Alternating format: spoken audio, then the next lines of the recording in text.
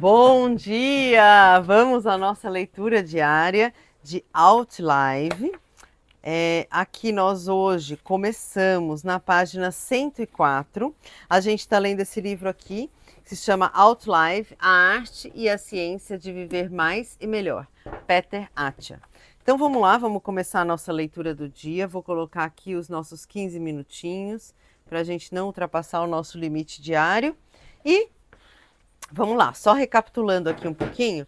Antes ele estava ele estava explicando sobre o que chamamos de síndrome metabólica. E a síndrome metabólica se resume a cinco critérios, cinco critérios, que são pressão arterial elevada, níveis elevados de triglicerídeo, níveis baixos de colesterol HDL, adiposidade central, circunferência da cintura, glicemia em jejum elevada, tá?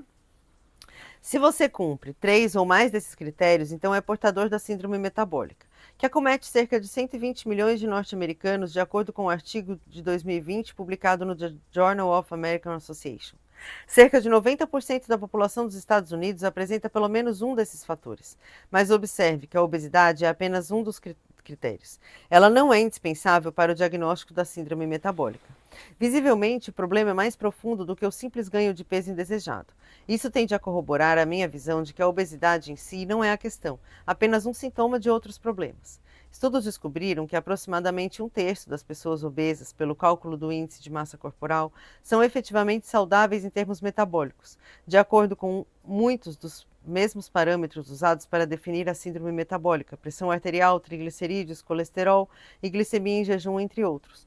Ao mesmo tempo, segundo alguns estudos, entre 20% e 40% dos adultos não obesos podem não ser metabolicamente saudáveis, segundo os mesmos critérios.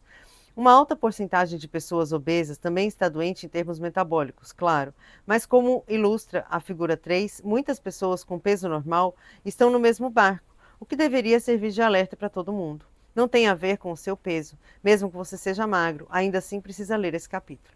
Esse diagrama, baseado em dados de NIHs e não no artigo do The Journal of American Association, que acabamos de mencionar, mostra com veemência que a obesidade e a disfunção metabólica não são a mesma coisa.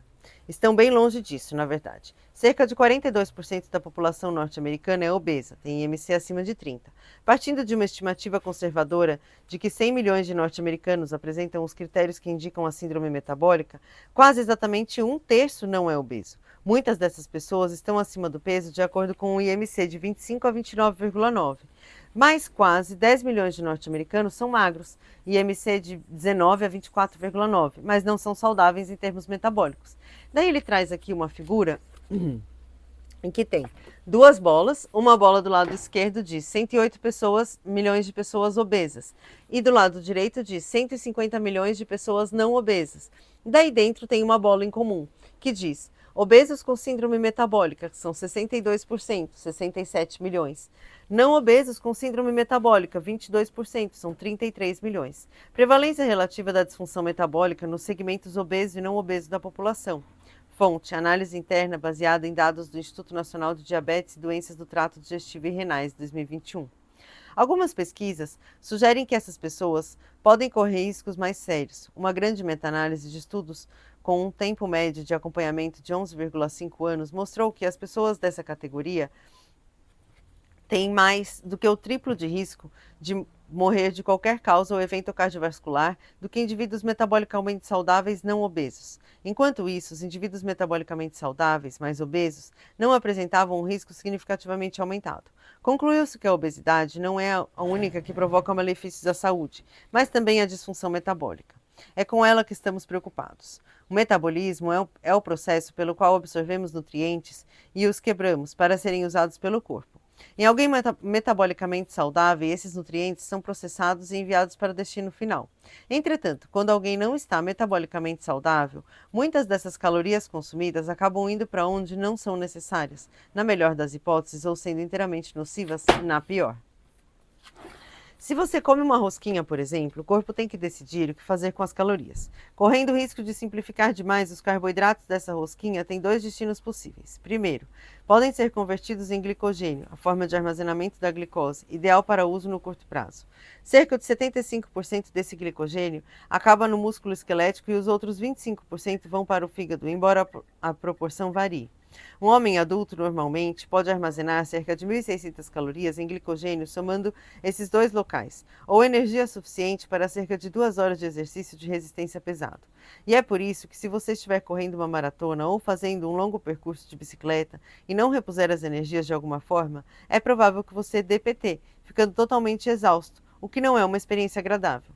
Uma das inúmeras tarefas importantes que o fígado desempenha é converter o glicogênio armazenado novamente em glicose, e em seguida liberá-la conforme necessário para manter estáveis os níveis de glicose no sangue, mecanismo conhecido como homeostase glicêmica.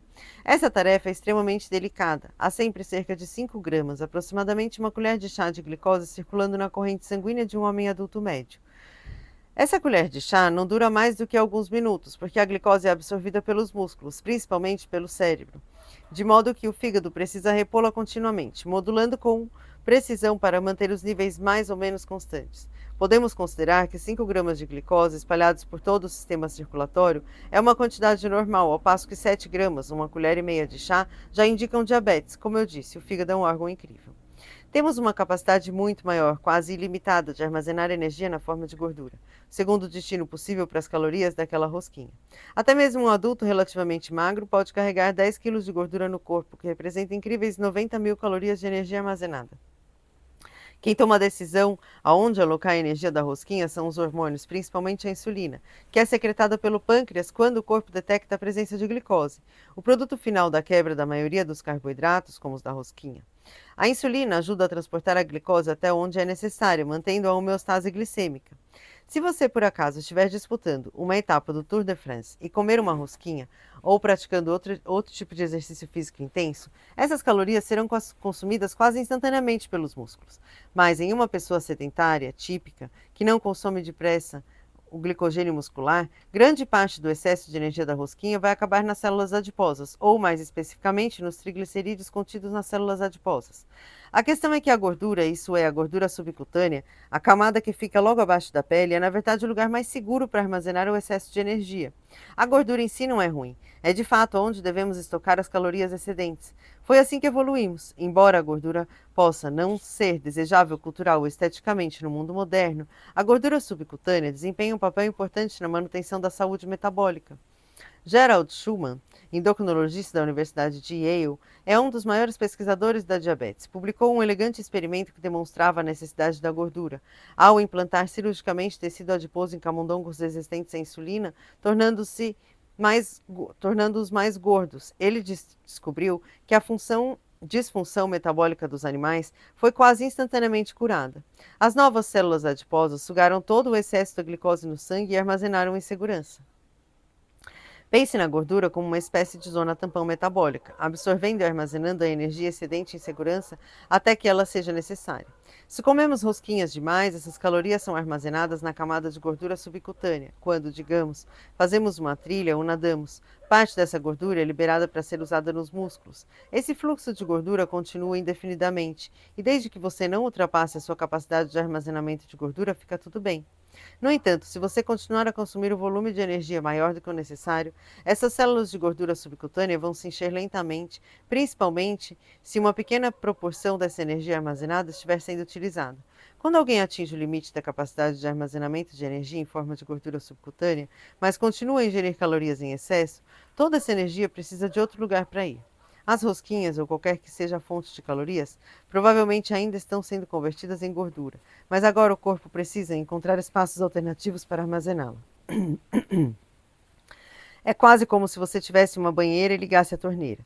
Se você deixar a torneira aberta, mesmo depois que a banheira estiver cheia, e o ralo tampado, ou seja, se você for sedentário, a água vai começar a transbordar, fluindo para lugares onde não é desejado ou necessário, como o chão do banheiro, o corredor e as escadas.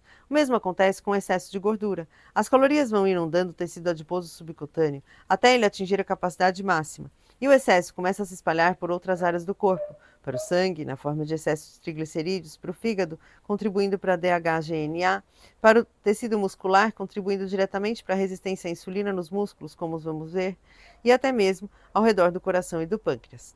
Nenhum desses lugares, obviamente, é ideal para o acúmulo de gordura. A DHGNA é apenas uma das muitas consequências indesejáveis desse transbordamento de gordura. A gordura também começa a se infiltrar no abdômen, acumulando-se entre os órgãos. Embora a gordura subcutânea seja considerada relativamente inofensiva, o mesmo não se pode dizer dessa gordura visceral. As células adiposas secretam citocinas inflamatórias como TNF-alfa e IL-6, marcadores chaves que provocam inflamação, a uma distância muito curta dos órgãos mais importantes do corpo. Talvez seja por isso que a gordura visceral está ligada ao aumento do risco de desenvolver câncer e doenças cardiovasculares. A capacidade de armazenamento de gordura varia bastante de indivíduo para indivíduo. Voltando à analogia como uma banheira. Algumas pessoas têm uma capacidade de armazenamento de gordura subcutânea equivalente a uma banheira comum, enquanto a de outras pode parecer mais uma jacuzzi ou de um ofurô. Outras ainda podem ter apenas o equivalente a um balde de 20 litros. Também faz diferença, obviamente, a quantidade de água que está entrando na banheira pela torneira, as calorias nos alimentos, e saindo pelo ralo, ou seja, sendo consumida por meio de exercícios e outras formas.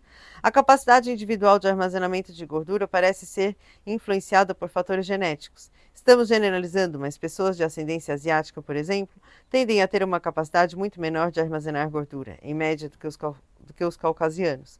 Existem outros fatores em jogo também, mas isso explica, em parte, porque algumas pessoas são obesas, mas metabolicamente saudáveis, enquanto outras parecem magras e, mesmo assim, apresentam 3 ou mais indicativos de síndrome metabólica. São essas pessoas que correm maior risco, de acordo com a pesquisa de Mitch Lazar, da Universidade da Pensilvânia, porque pode acontecer de uma pessoa magra ter uma capacidade muito menor de armazenar gordura com segurança. Descontados todos os outros fatores, alguém que carrega um pouco de gordura corporal também pode ter maior capacidade de armazenamento de gordura e, portanto, maior liberdade metabólica do que alguém que pareça mais magro. Como o excesso de gordura aumenta o risco cardiometabólico.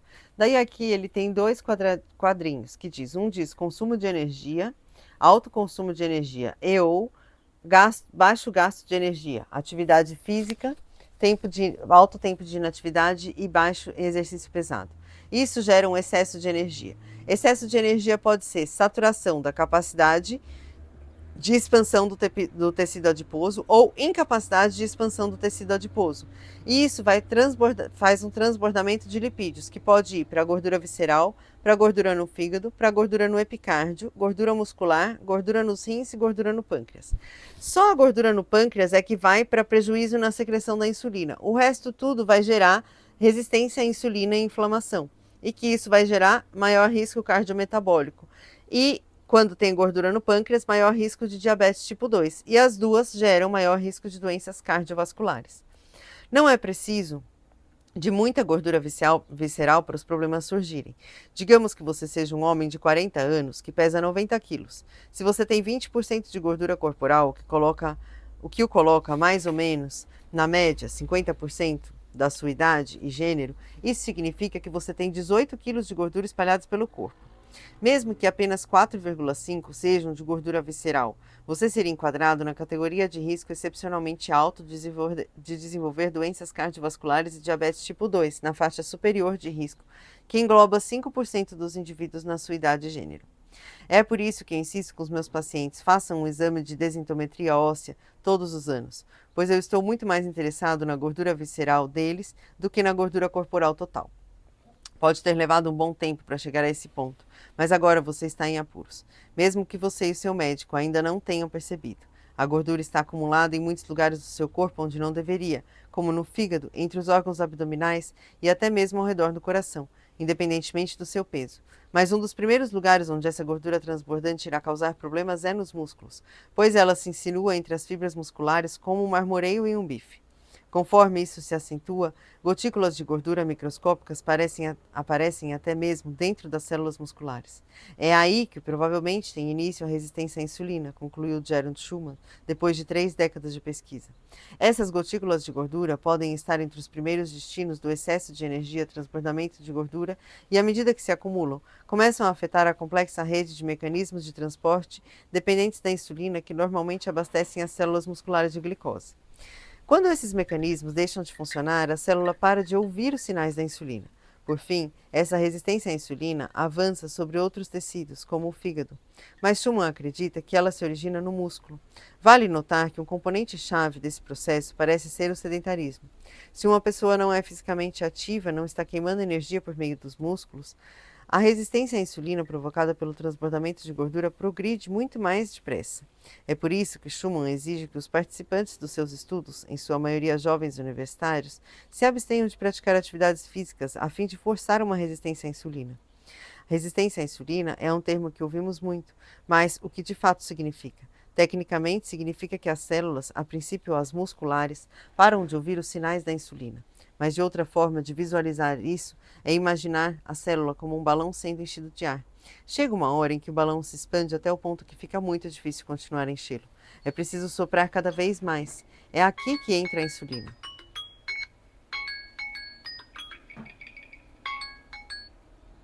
É aqui que entra a insulina, para ajudar a facilitar o processo. O pâncreas começa a secretar cada vez mais insulina para tentar remover o excesso de glicose da corrente sanguínea e alocá-la nas células. Isso funciona por algum tempo. E os níveis de glicose no sangue permanecem normais, até que você atinge um limite em que o balão, as células, não conseguem mais receber a glicose.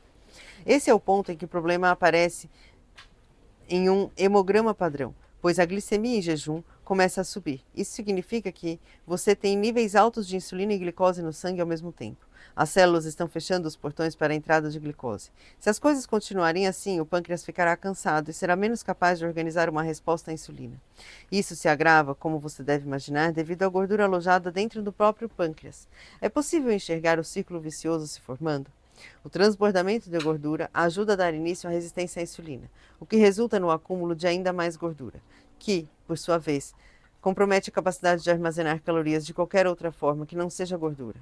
Há muitos outros hormônios envolvidos na produção e na distribuição de gordura, incluindo a testosterona, o estrogênio, a lipase e o hormônio sensível e o cortisol. O cortisol é particularmente problemático, com o duplo efeito de esgotar a gordura subcutânea, que geralmente é benéfica, e substituí-la por gordura visceral, mais prejudicial. Essa é uma das razões pelas quais o nível de estresse e a quantidade de sono que afetam a liberação de cortisol interessam tanto ao metabolismo. Mas a insulina parece ser a promotora mais potente do acúmulo de gordura, porque ela age como uma espécie de via de mão única, permitindo que a gordura entre na célula ao mesmo tempo em que atrapalha a liberação de energia das células adiposas, por meio de um processo chamado lipólise. A insulina está relacionada apenas com o armazenamento da gordura, não com a utilização dela. Quando os níveis de insulina parecem cronicamente altos, surgem mais problemas. O ganho de peso e, por fim, a obesidade são apenas um sintoma dessa condição, conhecida como hiperinsulinemia. Eu diria que esses raramente são os sintomas mais graves. Como vamos ver nos capítulos a seguir, a insulina também é um potente hormônio sinalizador de crescimento, que ajuda a provocar tanto a aterosclerose quanto o câncer. E quando a resistência à insulina começa a se desenvolver, a mesa já está posta para o diabetes tipo 2, que traz consigo uma série de consequências desagradáveis. Eu vou parar a leitura por aqui, estamos na página 112 e continuamos amanhã com essa leitura maravilhosa desse livro Outlive. Olha, isso que a gente acabou de ler me deixou assim, bastante intrigada e bastante curiosa, porque se você parar para observar, algumas pessoas que já têm um padrão, que já têm um corpo, já estão num nível de obesidade maior, já estão mais obesas, às vezes elas até começam a ter uma alimentação mais regrada, mas é muito difícil elas começarem a perder peso. Deve ser por causa dessa resistência à insulina que o corpo já se acostumou com ela, né? E aí com isso fica muito difícil de a célula entender que pode colocar mais glicose para dentro e essa glicose vai se acumulando no corpo ao invés de ser gasta pelo próprio corpo, né? Então bem curioso, estou bem curiosa para ler as próximas etapas, assim, os próximos capítulos. E é isso. Beijo e até amanhã.